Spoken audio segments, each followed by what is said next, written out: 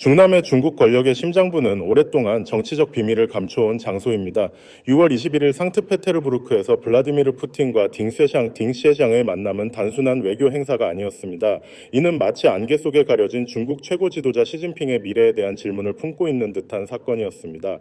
시진핑의 건강 문제부터 권력 약화에 대한 소문이 북경뿐 아니라 전 세계 권력의 회랑에서 바람처럼 퍼져나가고 있습니다.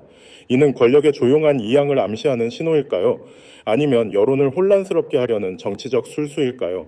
중국 공식 보도에서 푸틴의 다가오는 방중 소식에 시진핑의 이름이 빠진 것은 간과할 수 없는 세부 사항입니다. 중국 정치 문화에서 최고 지도자의 이름은 권력의 상징으로 숭배되곤 하는데 중국 지도자들이라는 표현이 시진핑 대신 사용된 것은 이례적인 신호입니다. 논평가 타이성쿤 샤이셴쿤은 이를 중남의 깊은 곳에서 파도가 일고 있다고 비유했습니다. 중국 공산당의 원로들, 즉 체제를 지탱해온 기둥들이 시진핑이 더 이상 중심이 아닌 시나리오를 준비하고 있는 걸까요? 원자바오, 웬자바오, 장유샤, 창유샤 등은 그림자 권력으로 떠오르며 세계에서 가장 인구가 많은 국가의 정치적 미래를 형성할 준비가 되어 있는 인물들로 추측되고 있습니다. 정치국 상무위원회의 최연소 위원인 딩 쇠샹은 잠재력이 큰 인물로 등장했습니다.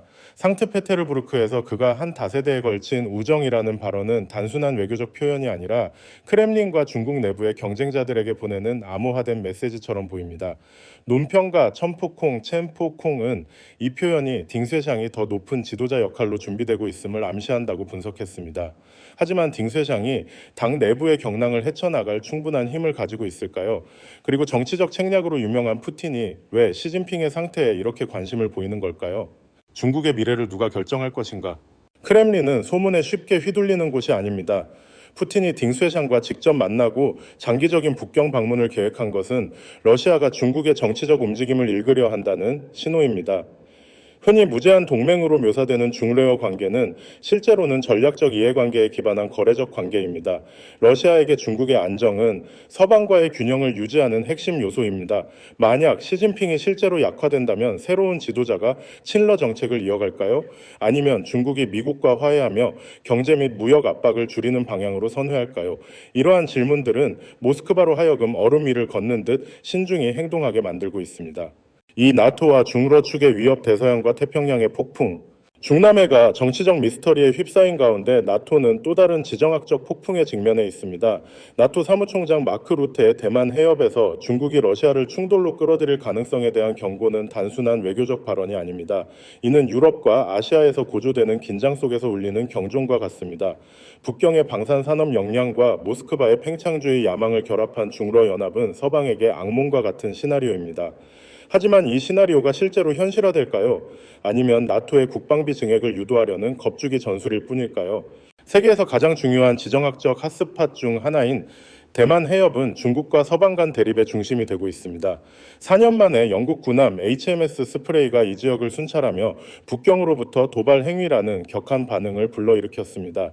하지만 비판 뒤에는 현실이 있습니다. 중국은 놀라운 속도로 군사력을 증강하고 있습니다. 노린코 노린초와 ABIT 같은 중국 방산 기업은 탱크에서 무인기까지 공급하며 세계 상위권에 속해 있습니다. 만약 중국이 대만에 대해 행동을 취한다면 러시아는 유럽에서 압박을 가하며 불을 나누는 역할을 할 준비가 되어 있을까요? 루테는 태평양에서의 충돌이 대서양으로 빠르게 확산될 수 있다고 경고하며 나토가 두 전선에서 싸워야 할 가능성을 제기했습니다.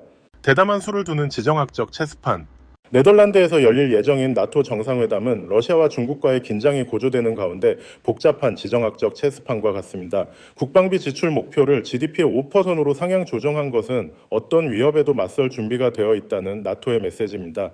하지만 이 결정 뒤에는 연합의 단결을 유지할 수 있는지에 대한 깊은 우려가 있습니다. 에스토니아와 라트비아 같은 발트해 국가들은 전략적 위치와 러시아 소수민족 공동체로 인해 잠재적 핫스팟이 되고 있습니다. 러시아가 라트비아에서 시민 구출을 명분으로 위기를 조작할 가능성은 나토와의 직접적인 대결을 촉발할 수 있습니다.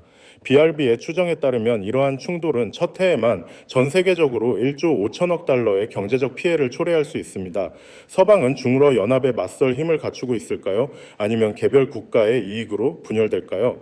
나토는 동방의 폭풍을 막을 수 있을까? 나토의 우크라이나 지원은 총 350억 유로로 증가하며 러시아에 맞서려는 연합의 결의를 보여줍니다. 하지만 중국이 모스크바와 점점 더 밀착하면서 나토는 기술 및 군사적 우위를 유지할 수 있을까요? 일본과 한국 같은 인도태평양 파트너는 중국 견제에서 핵심 역할을 하지만 일본의 국방비 지출을 둘러싼 미국과의 불안은 전략적 공백을 만들고 있습니다. 서방연합은 내부 균열을 극복하고 중러 측의 위협에 맞설 수 있을까요? 이 시나리오에 대해 여러분은 어떻게 생각하시나요? 의견을 댓글로 공유해 주세요. 3. 중국의 위안화 평가절하 전략, 북경의 양날의 검. 중남해에서 정치적 파도가 있는 가운데 중국 경제는 그에 못지않은 심각한 도전에 직면해 있습니다. 2024년 말 이후 CFETS 지수가 5% 하락한 위안화 평가절하는 대담하지만 위험한 움직임입니다. 북경은 마치 절벽 위에서 줄타기를 하듯 수출 촉진과 트럼프 행정부의 분노를 피하려는 균형을 맞추려 하고 있습니다. 미국 달러에 대한 안정적인 환율을 유지하면서 유로 및 기타 통화에 대해 위안화를 약화시키는 것은 정교한 전략입니다. 하지만 이는 장기적인 이익을 가져올까요? 아니면 일시적인 해결책일 뿐일까요? 트럼프의 관세 조치로 인해 미국으로의 중국 수출은 4월에 20%, 5월에 35%, 객전식 줌고 급감했습니다. 반면 동남아시아와 EU는 각각 21%와 12%의 수출 성장률을 기록하며 대체 시장으로 떠오르고 있습니다. 골드만삭스에 따르면 위안화 약세는 수출을 5% 증가시키고 GDP를 0.75%포인트 끌어올릴 수 있습니다. 하지만 그 대가는 무엇일까요? 내수 수요가 약화된 상황에서 수출에 지나치게 의존하는 경제는 닿지 없는 배와 같습니다. 트럼프가 더 강경한 무역 조치로 대응한다면 중국은 그 압박을 견딜 수 있을까요? 글로벌 폭풍 속의 중국 경제. 위안화 평가절하는 양날의 검입니다. 이는 중국이 국제시장에서 시장 점유율을 회복하는 데 도움이 될 수 있지만 수입 인플레이션과 외채를 증가시킵니다. 시진핑의 약화 소문과 함께 내부 정치적 불안정 속에서 북경은 이 경제적 폭풍을 헤쳐나갈 힘을 가검찰까요? 그리고 만약 공산당 원로들이 지도자 교체를 결정한다면 새 정권은 현재의 경제 전략을 이어갈까요? 이러한 질문들은 중국뿐 아니라 글로벌 경제에도 중요한 영향을 미칩니다. 중국은 위안화로 너무 큰 도박을 하고 있나? 위안화 평가절하 전략은 논란의 여지가 있습니다. 일부 전문가는 이를 중국이 미국과의 경쟁 속에서 경제적 입지를 유지하려는 방법이라고 보지만 다른 이들은 글로벌 통화 전쟁을 촉발해 국제 금융 시스템에 대한 신뢰를 약화시킬 수 있다고 경고합니다.